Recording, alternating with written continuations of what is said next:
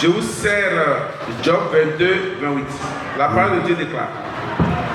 À tes résolutions répondra le succès. Sur tes sentiers brillera la lumière.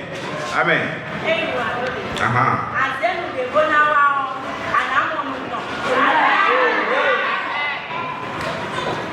Le deuxième passage se trouve dans Proverbe chapitre 16, verset 3. Recommande à l'Éternel tes œuvres et tes projets réussiront.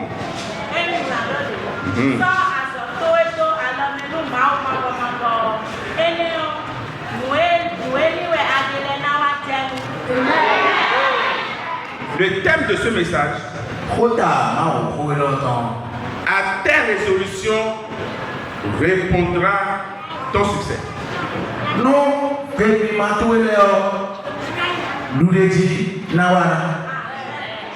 À tes résolutions répondra ton succès.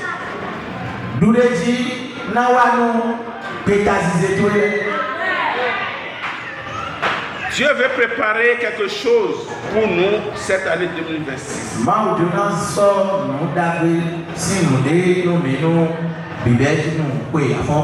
C'est pourquoi ce message sort ce matin. Afin que nous soyons davantage galvanisés, outillés pour affronter 2026.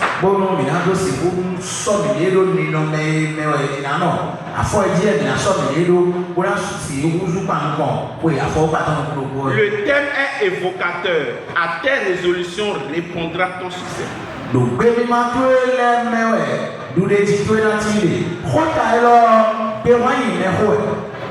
À tes résolutions répondra ton succès.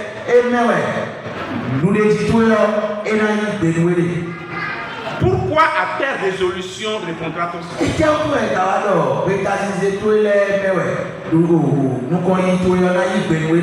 Alléluia.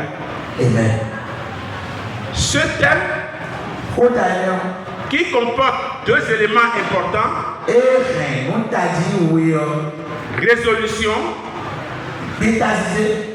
succès. Alléluia. Amen. Autant que nous sommes ici,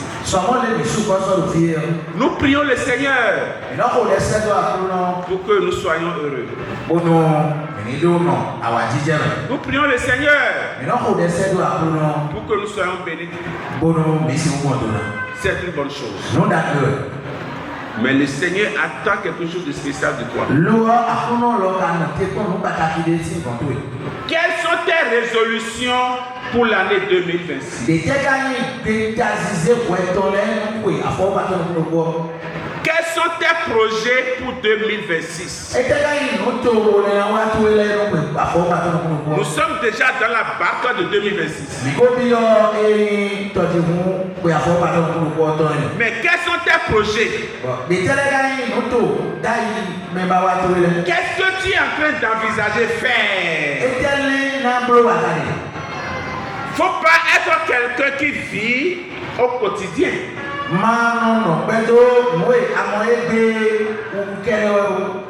Il faut vivre pour que la vie soit paisible. Alléluia. Amen. Qu'est-ce que toi-même qui es assis là ce matin, qu'est-ce que tu envisages pour 2026? C'est une question que je vous pose. Oui, mais la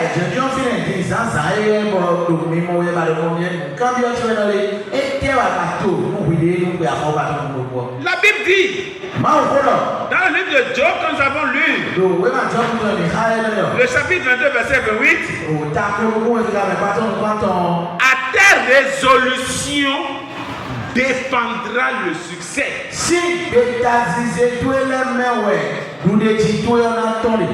Autrement dit,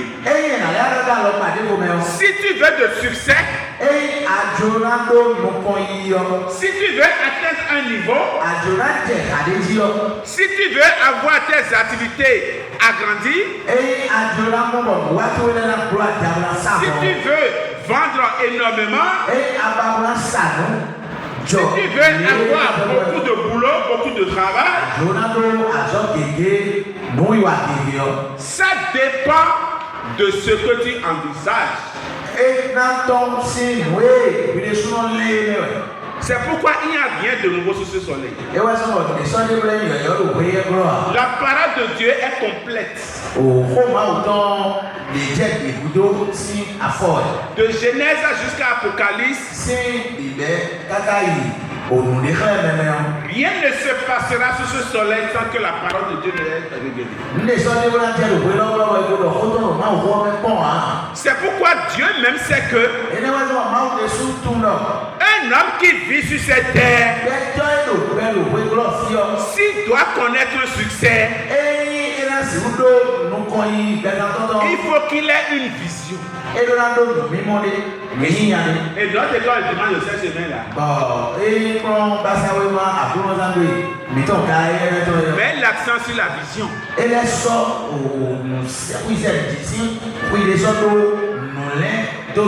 La vision. Quelle est ta vision pour 2026? Ou bien je me lève comme tout le monde, je me lève et ce que le monde me donne au quotidien, je pense à ça finit.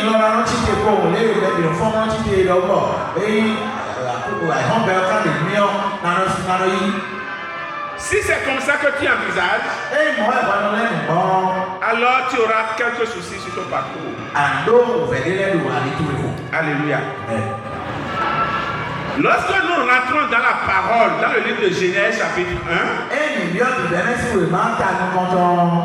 c'est là où nous devons aller à l'école de Dieu lui-même. Dieu est un excellent planificateur. Lorsque vous lisez les tout premiers versets de Genèse chapitre 1,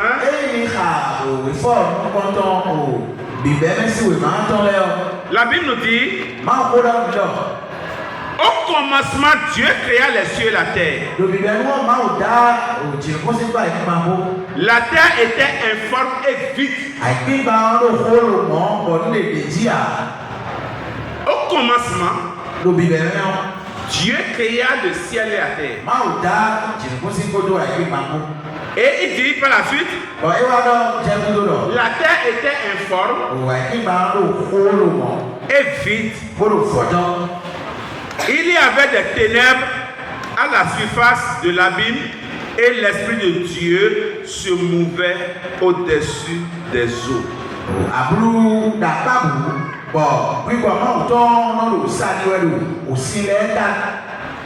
Alléluia. Amen.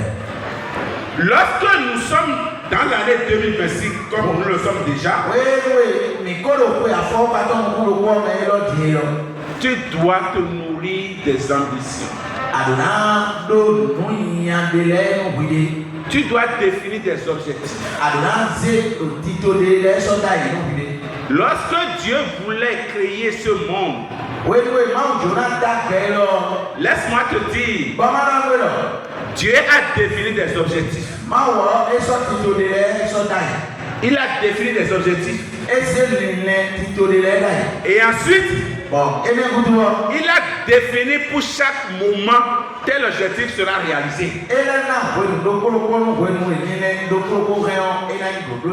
Alléluia. Amen. Et il faisait aussi le suivi évaluation. Est-ce que ce que j'ai décidé de faire, je l'ai fait et comment? Est-ce que c'est bon? Dieu s'est mis dans la peau d'un planificateur.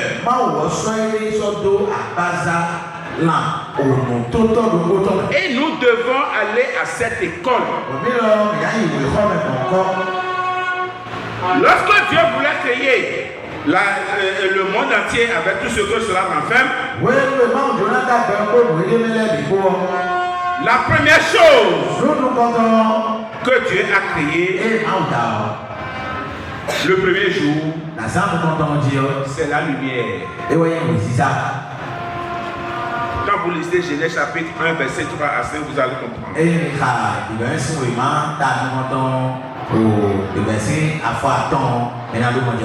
Lorsque Dieu a créé la lumière, la parole de Dieu nous dit, il s'est arrêté. Et c'est ce que nous appelons suivi, évaluation.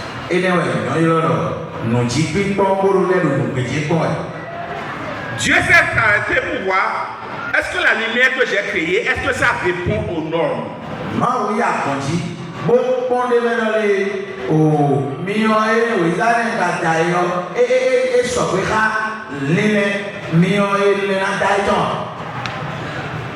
Lorsque Dieu a fait cette évaluation,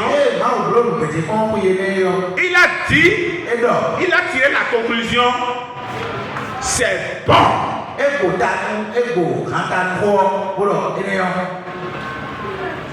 Et ce qu'il a planifié le deuxième jour,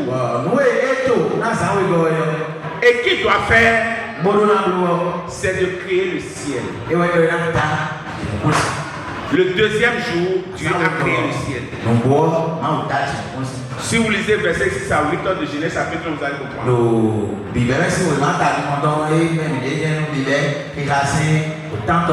Lorsque Dieu a créé le ciel, il s'est arrêté. Et il a commencé par observer. Est-ce que le ciel que j'ai créé, est-ce que ça répond à toutes les normes?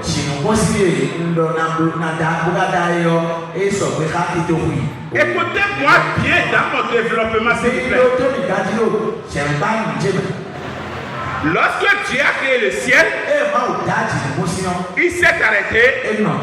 Et il a vu, il a commencé par observer est-ce que c'est bon ou bien il y a encore de réajustement à faire, est-ce qu'il n'y a pas quelque chose qu'il faut corriger. Et lorsque Dieu a fini d'observer tout ça, il a dit c'est bon, donc c'est bon.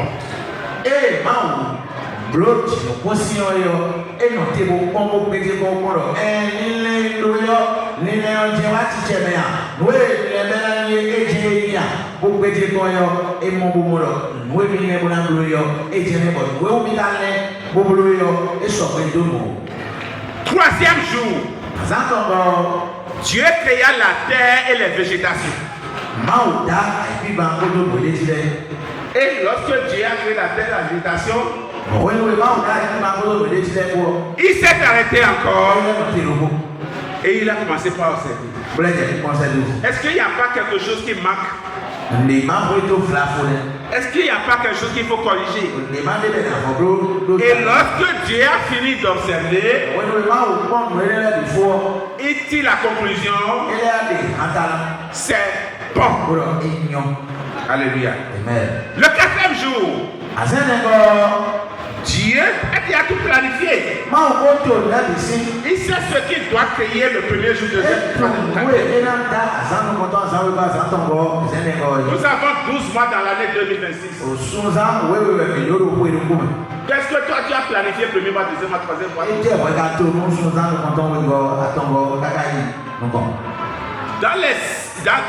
Dans une semaine, tu as planifié tout à la création.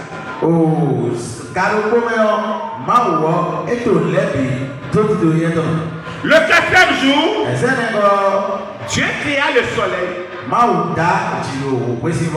la lune et toutes les étoiles. Et il s'est arrêté encore. Et il commence par observer. Comment sont les étoiles? Comment se retrouve la lune? Comment se trouve le soleil? Est-ce que chaque chose est à sa place comme le nouveau? Et lorsque Dieu a évalué chacun de tout ça, il s'est arrêté et il dit la conclusion. C'est bon. Alléluia. Cinquième jour. Ce que Dieu a planifié le cinquième jour,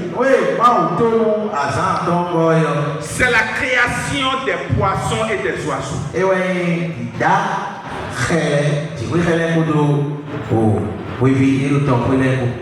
Donc Dieu a rempli les eaux de poissons et il a rempli la terre des oiseaux. Alléluia.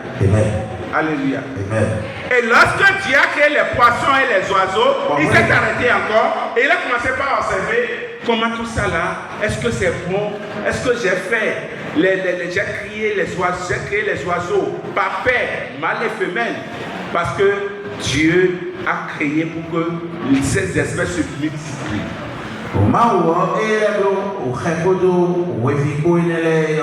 Il est noté au pont, oui, il est il a sauvé d'eau, d'appuyer dans les mains, au pont, il est. Et Dieu dit, vraiment, c'est bon. Sixième jour. Puisque Dieu a déjà planifié ce qu'il doit créer chaque jour. Le sixième jour, il créa les animaux terrestres et l'homme. Alléluia. Dieu créa les animaux et l'homme. Parce que tout ce qu'il a créé, il a vu qu'il doit manquer quelque chose. Et il faut que quelqu'un s'occupe de tout cela.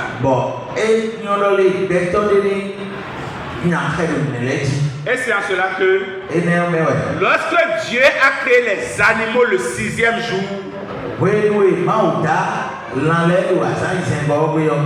il a créé l'homme pour parfaire la création.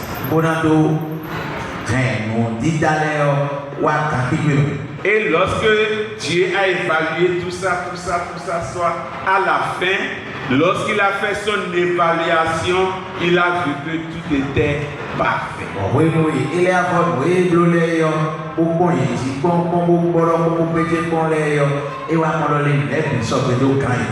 C'est de la même façon que Dieu te parle et me parle encore ce matin. Pour que tu puisses planifier ton année 2026. Pour ne pas naviguer à vue. Non. Ce que tu dois faire chaque mois de l'année. Ce que tu dois faire chaque semaine du mois. Ce que tu dois faire chaque jour de la semaine. Il est très indispensable de planifier cela. À tes résolutions dépendra le succès.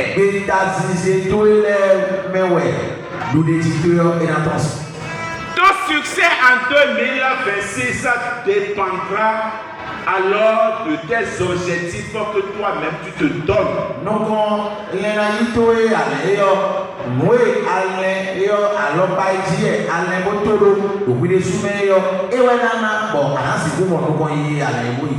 Qu'est-ce que je dois faire en 2026? Il faut t'arrêter pour le demander.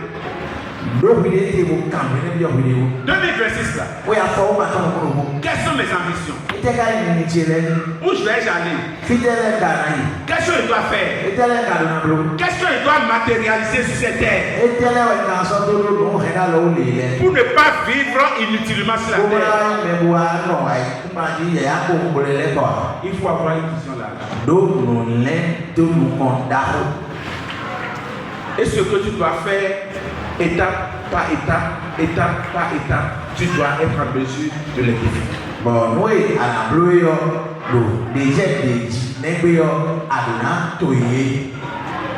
mais si tu n'as aucune feuille de route, tu n'as aucun plan, et que tu te lèves, je me lève. Qu'est-ce que le monde là veut maintenant? Qu'est-ce que je vais faire?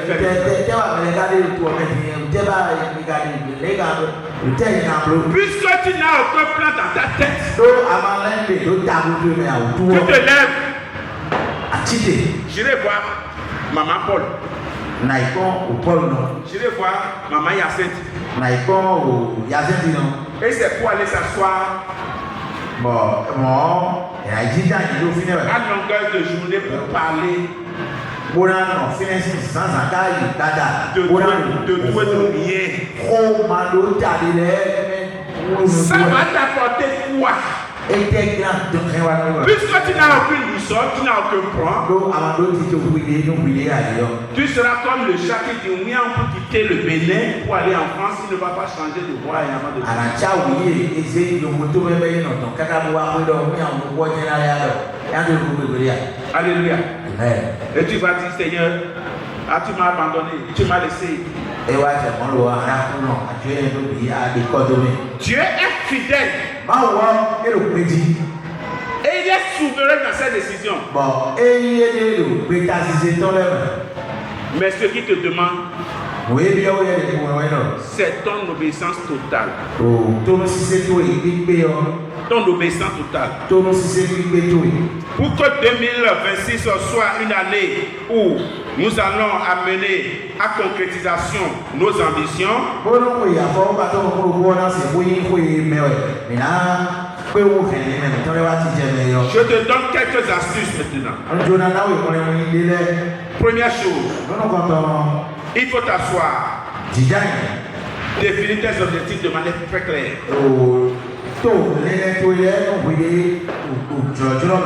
2026, Oui, à fond, pas tout le monde. tu as raté certaines choses en 2025, Oui, à fond, pas tout le monde, à vous, bon, il est temps. mais Dieu n'est jamais en retard dans l'accomplissement de nos vœux.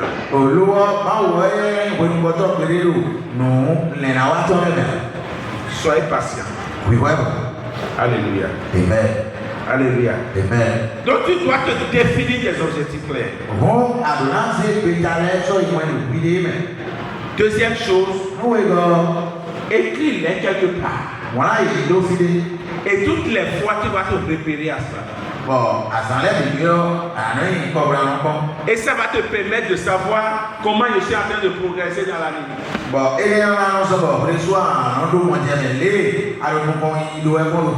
Est-ce que j'ai pu atteindre ceci? Ou bien je suis en retard ici? Ah mais qu'est-ce qui fait que je suis en retard ici? Ou quel réagissement je peux faire alors? Là, si tu as cela à côté, ça te permet de suivre.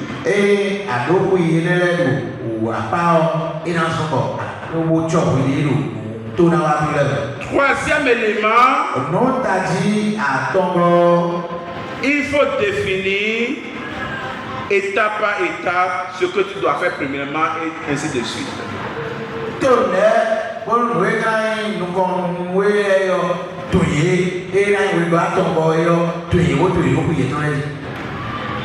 Faut pas renverser l'ordre que tu auras établi.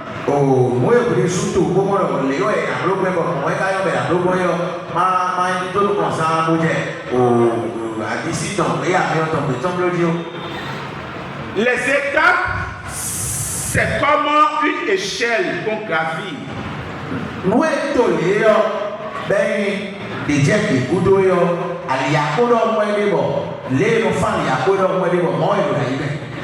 Lorsque tu prends une échelle, nous voyons des traverses.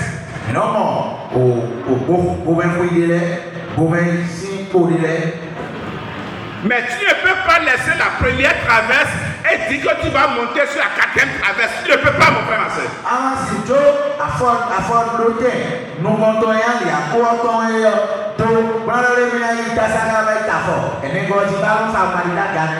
Tu ne peux pas. Cela t'impose de mettre pied sur la première traverse.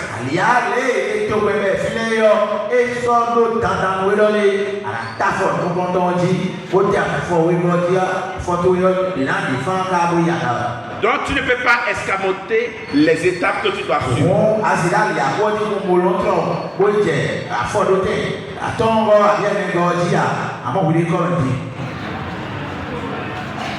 Quatrième chose, mettre ton projet, tes ambitions en prière.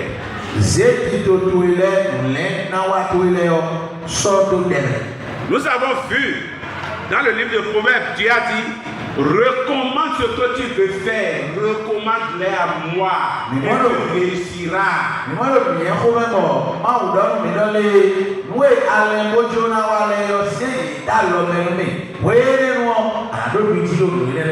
Alléluia. Donc tu dois confier tes projets à Dieu.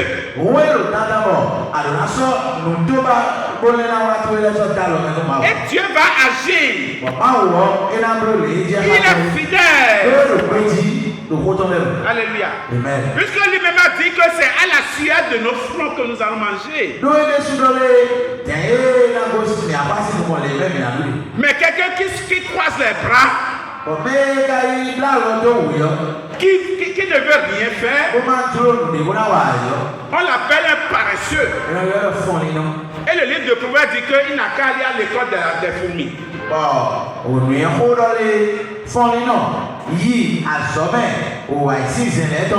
Pour aller apprendre. Je ne vais pas faire le développement de cela. Alléluia. La sixième chose, ne te décourage pas, car tu auras des obstacles. Parfois, il y a des gens qui prient pour dire Seigneur, je ne veux pas de problème. Je ne veux rien comme obstacle sur mon parcours. Vous pensez que vous allez, ou bien Dieu va vous créer un monde autre mesure que celui dans lequel nous sommes ici? Mais le monde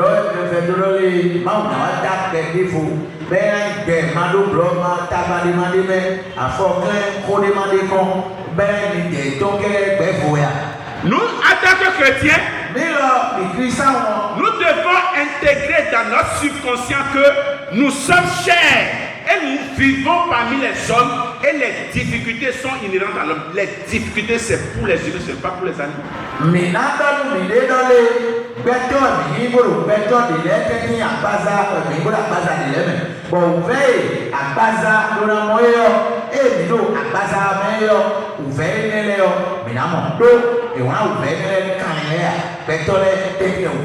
Mais dans notre prière, c'est de demander à Dieu, Seigneur, donne-moi la force de surmonter ces obstacles. Donne-moi l'intelligence nécessaire. Donne-moi la sagesse nécessaire pour contourner ce problème. Parce que là où tu veux m'amener, c'est encore là-bas. Et je sais que mon parcours n'est pas linéaire, ce n'est pas droit, ce n'est pas rectiligne. Il peut y avoir des épines sur la voie. Il peut y avoir même des trous sur la voie. Mais Seigneur, donne-moi la sagesse de contourner cette difficulté. C'est la prière là que tu dois faire. Mais si tu te décourages, ce que le découragement amène, c'est quoi? C'est l'abandon.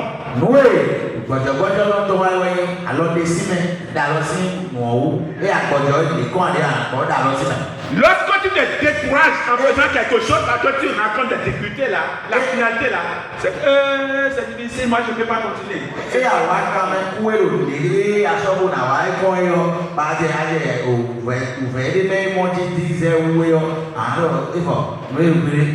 n'y a rien sur la terre qui soit facile comme activité.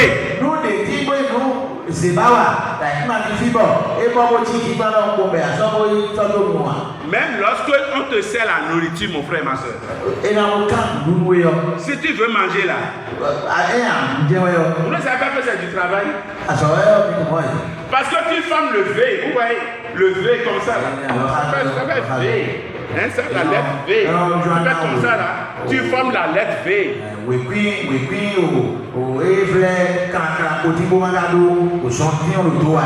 Allez demander à un élève comment on écrit V.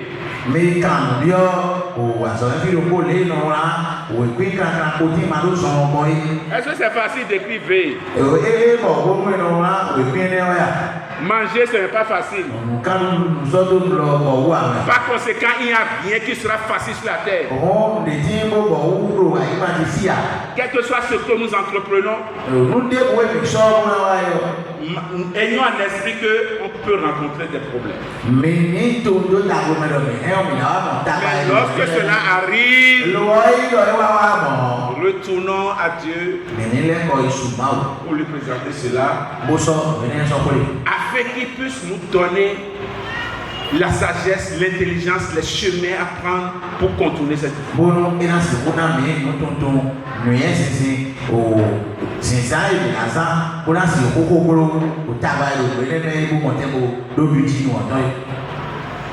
Autre élément que je voudrais partager avec toi.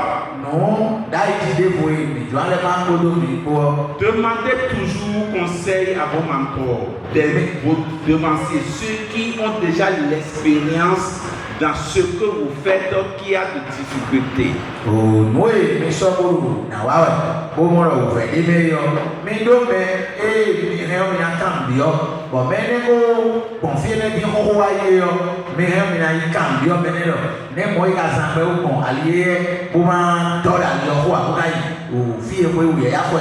Il va vous éclairer.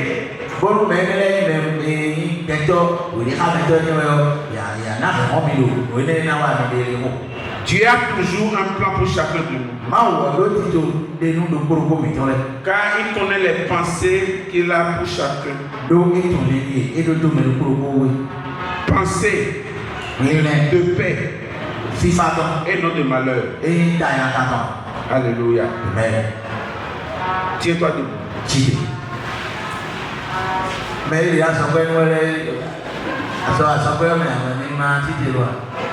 Lève-toi, nous allons prier, cher frère.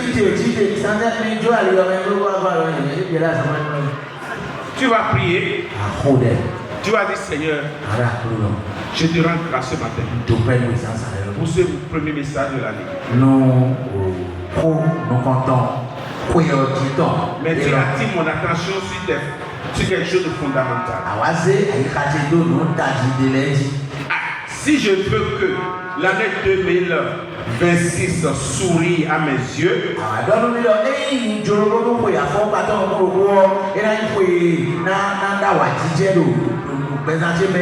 que cela dépend de moi. Seigneur, je te remercie pour ta parole. Remercie le Seigneur maintenant. Remercie le Seigneur pour sa parole. Remercie le Seigneur. Remercie le Seigneur pour sa parole. Merci Père. Merci Père pour ta parole que tu nous as adressée. Parce que tu veux nous corriger. Tu veux que nous puissions aller plus loin.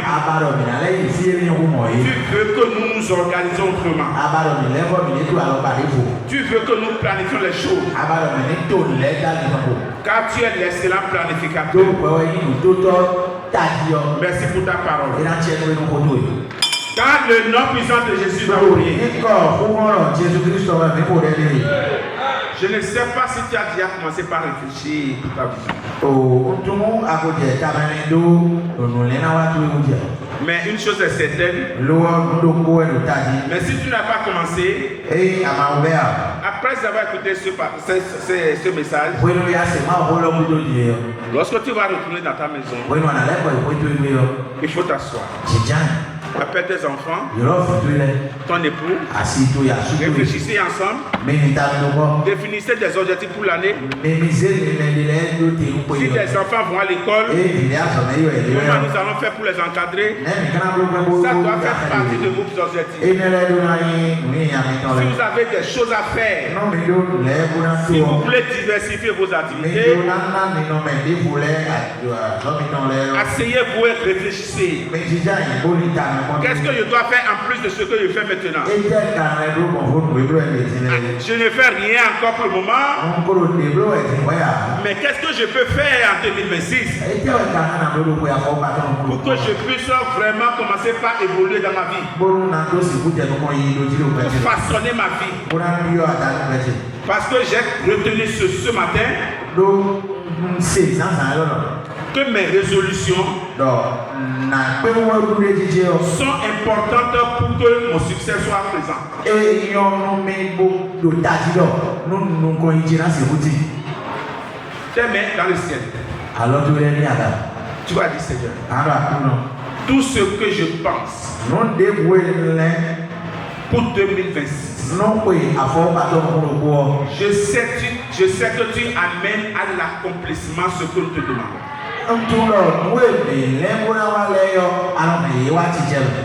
C'est pourquoi tu vas dire Seigneur, aide-moi, fortifie-moi, donne-moi l'intelligence nécessaire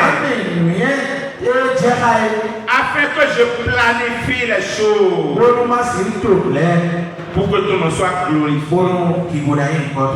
Prie au nom de Jésus.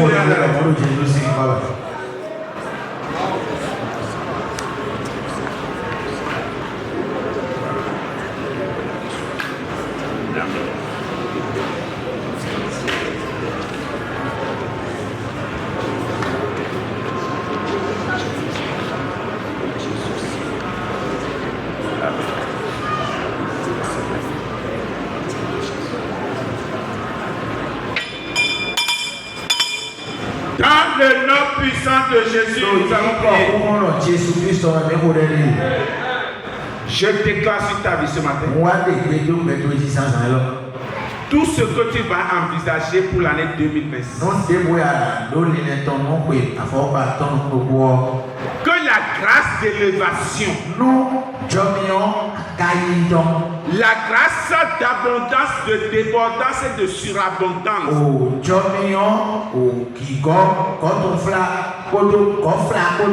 te localise au cours de l'année au nom de Jésus. Que cette grâce te localise au nom de Jésus. Que cette grâce te localise au nom de Jésus. 2026 sera différente de celle qui est passée. Je dis 2026 sera totalement différente de 2027.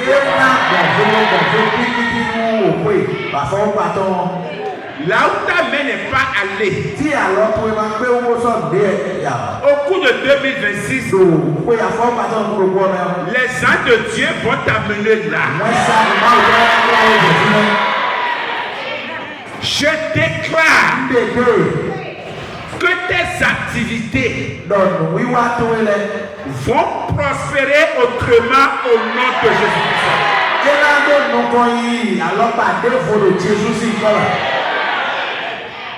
Ton commerce va connaître un agrandissement. Ton atelier va connaître un agrandissement.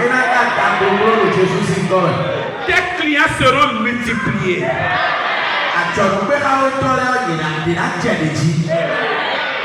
Tout ce que ta main va faire, elle sera bénie au nom de Jésus. 2026, la maladie ne sera pas ton partage.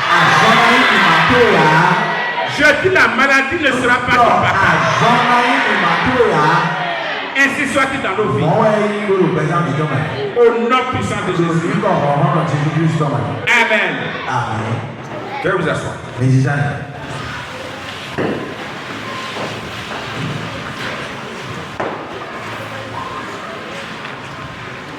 Je vous salue tous encore ce matin. Bonne fête à vous. Bonne heureuse année.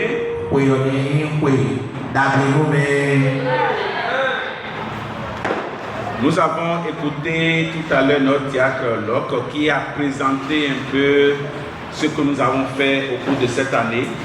L'année passée.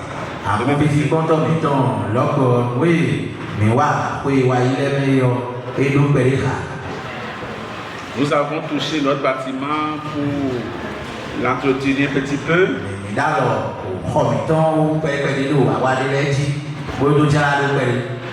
C'est ici que nous avons lancé l'opération toilette propre.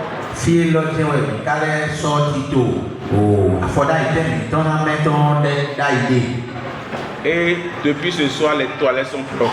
bon waje badanu egbe lo oh afoda item ton ko mi ko so mi me photo yo ko yo C'est propre et ça nous conduit dans la nouvelle année. bon mi même ho afoda item me ko la mi yo ko yo Alléluia.